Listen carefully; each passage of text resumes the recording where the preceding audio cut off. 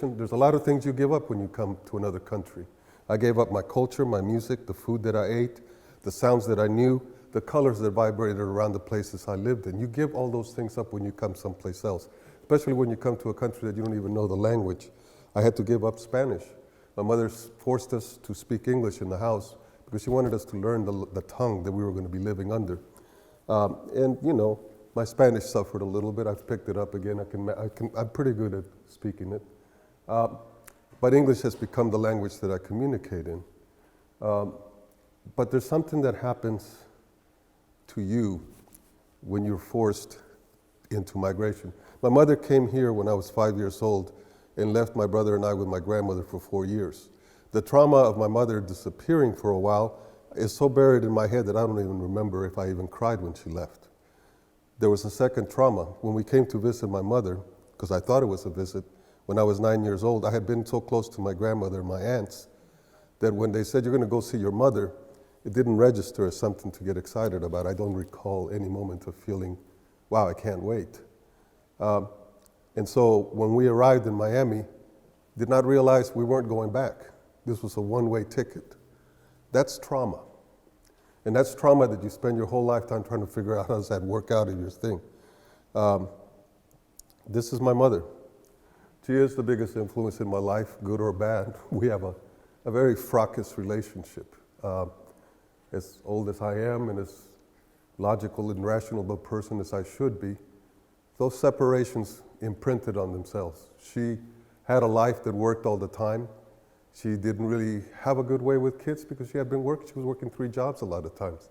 There's a lot of expectations that an immigrant first generation has of their children, and that sacrifice sometimes bleeds over into how children react to their parents. But she was my first influence in art. She was a dancer, she was ballet, folklorico. She had a career in South America. She was known as a dancer. I've seen a few press clippings, a couple of photos. This is one that she had in a studio in Bogota where I grew up. So I was surrounded by ballerinas, I was surrounded by dance. I was surrounded by classical music. So I always had that thing about art.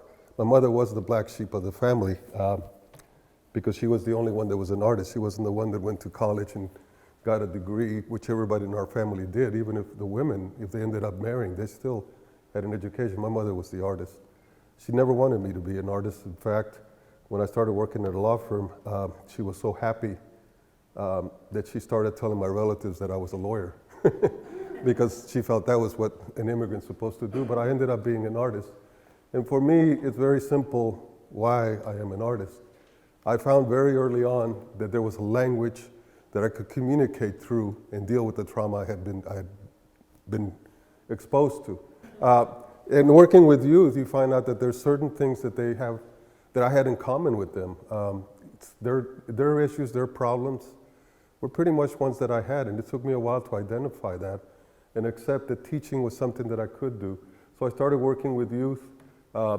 Youth from many backgrounds. This was in Kansas City, Kansas. This was one of the things that I did. And you can tell this was a mural project. We hired kids to work in the summer. They got paid for being in it, and we taught them life skills, basic skills, talking to them about consensus building, which I think is one of the most important things an artist can do, is collaborate and try to build some kind of consensus around projects.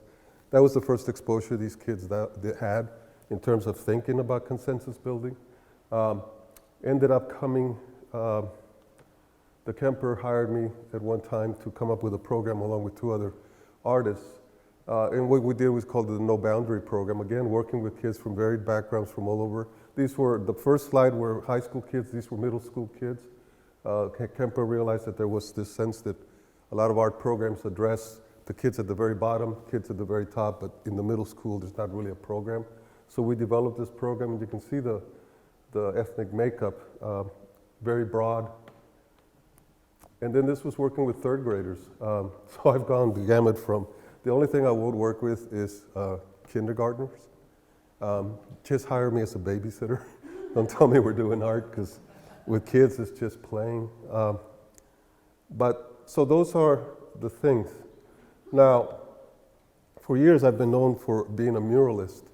And I think the thing about that is that sometimes we like to pigeonhole people into something, and we don't see the broader aspects of people. And that's really sad because that thing is, there we go. Oh, slow it down, yeah. Holy crap. Oh, it won't work. It's all right. I had recorded this before, so the slide's doing. But in my studio, I work and I do a lot of different things. I follow my muse. I started drawing because I couldn't communicate with people sometimes, right? We didn't have a language, so I used to doodle. Those doodles that I did when I was very young, 9, 10 years old, 11, those are things that I still explore in the drawings that I do. I don't know where they come from, entirely what was in my mind when I was thinking about doodles.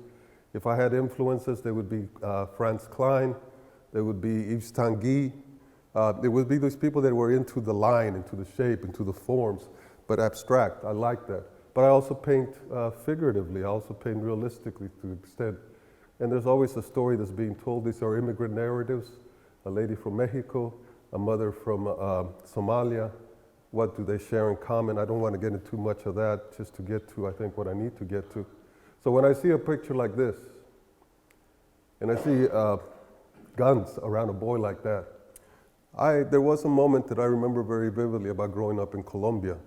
We were in a state of siege at one point in Bogota, and I remember the tanks rolling down the streets. This is a very real image I have in my head.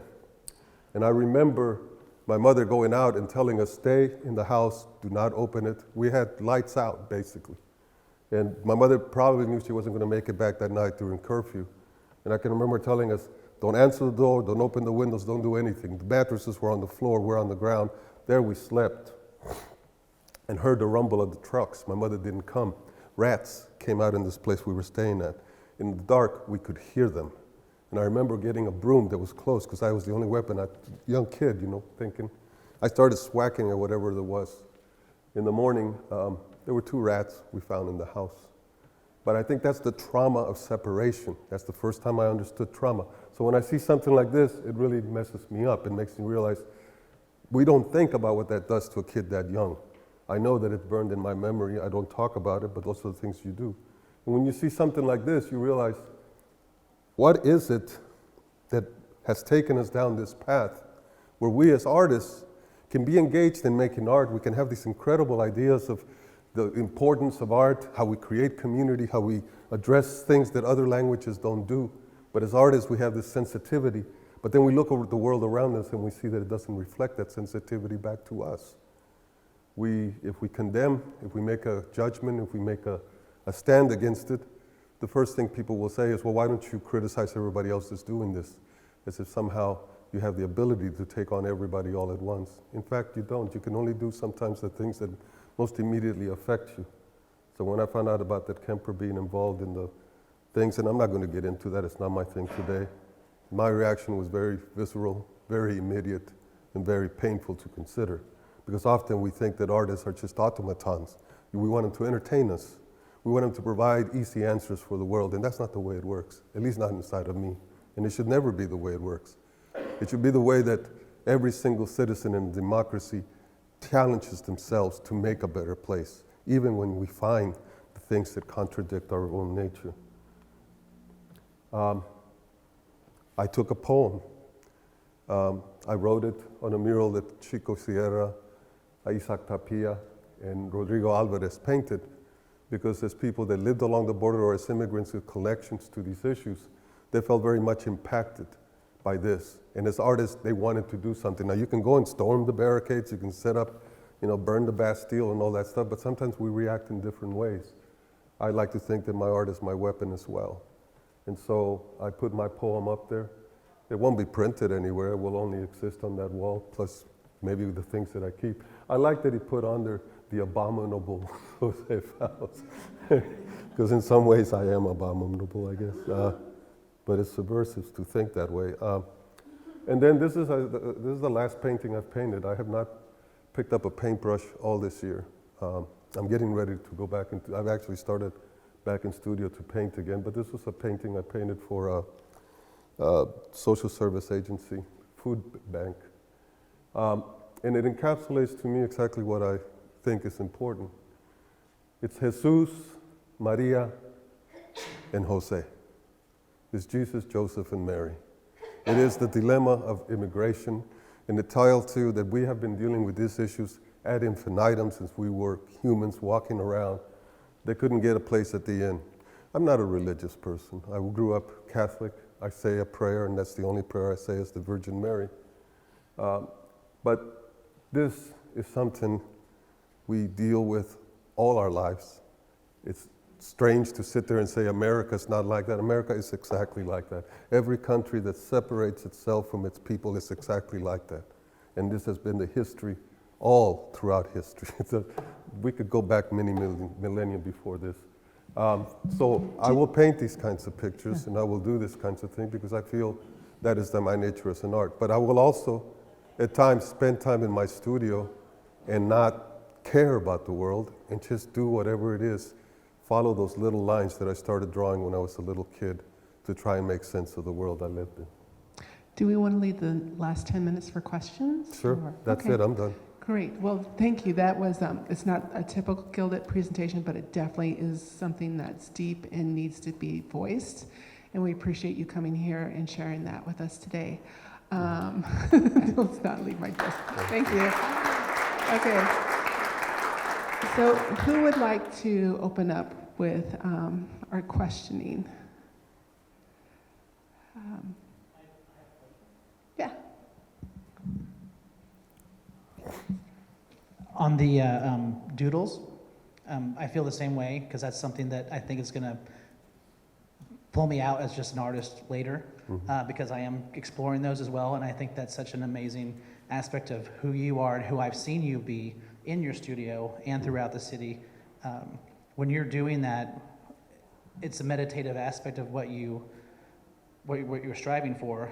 Right. When you were finished, how do you envision your other work? Like, is it clear? Do you have more clarity, or do you find something you didn't realize you were going toward, and how has it influenced your other work? Well, the doodles, the one influence that doodles have, and I think it's really comes out in the thing where I was talking about the poetry, that sense that I really don't know where the piece starts. That one piece I showed is 17 foot by 7 foot. I drew on it for about 3 or 4 years off and on. Finally, one day I just stopped. I rolled it up and put it away. Every time I pull it out, I start drawing on it, so I try not to pull it out too often because it seems like it's never ended. So it's that idea that art is always a continuum, so I always see, if you remember, I think we always hear that artists only paint one picture, sculptors only do one sculpture, writers only write one poem, one book, one novel. And to me, it's kind of that same sense. I see that art, there's a continuum. So when I'm in those moments in that thing, I have no idea where they end. I have no idea where they begin. I really can't even begin to tell you. And that's the way when I do the poetry, the free verse, just performed instantaneously. It's trusting that somehow I'll get somewhere because these images have been inside of me for so long or these thoughts have been, these ideas have been inside of me so long that I just have to trust that whatever I do is going to work. Some things fail. I have a whole bunch of these. To me, they're the essence of everything that you do because they're making connections. Yeah. And on another level too, the composition of a lot of these, there's a lot of negative space that plays back. And for me, that kind of idea, formal thing, is in all my paintings. I can't show you these things, how they repeat in the paintings as well.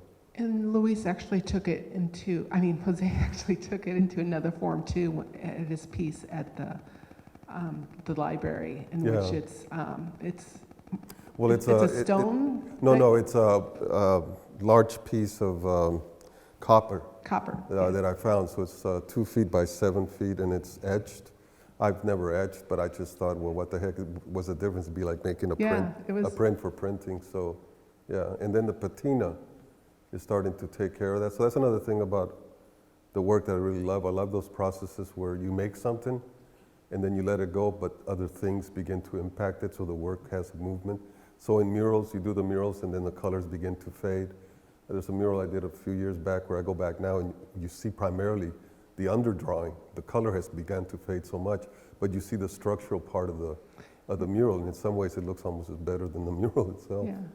Yeah, and that piece definitely looks different in daylight versus artificial light versus different rooms. All right, Vanessa? Thanks for talking today, Jose. It's been really good to hear more about your work. And while you were talking, I heard you use the word successful and the word failure several times. What is it for you that qualifies a work as a success or as a failure? It's always been how I see it. My brother and I used to have this thing. My brother and I had an argument when we were much younger. At one point, I stopped listening to what people told me, and my brother was still hearing what other people were telling him. And I finally looked at my brother and I said, dude, you know, it's fine that people say these things and have expectations, but be careful because sometimes your expectations are higher than theirs. And so I trust myself. The failures I've had is the ones where I look at them and I say, you know what, I need to just turn it over and start something else. There are paintings I've done that at one point where I loved them, and then I looked at them 2 years later and I said, you know, I don't like that, what can I do to this one? And just redid them, just changed them all total. And actually those sold, so somebody reaffirmed that was her, but it takes a while to get there. So the failure is when I just don't think I even want to show it to somebody, you know. That's the failure. The success is when I'm happy. If you walk into my studio and it's laying out, I don't run over and cover it, you know. That's a success, yeah.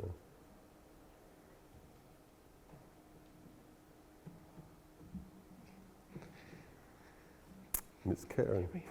Oh my God. I'll apologize in advance. I have a hard time hearing, and this question may have come up. How do you divide your time between writing, poetry, and fiction, and doing art, visual art? Well, for me, it's all related in some way. So I'm one of those people that I remember hearing the term art, and under that category it listed all the arts. So visual, performing, sculptural, design, architecture. So I've never made that distinction. You know, it's a hard one for me to accept.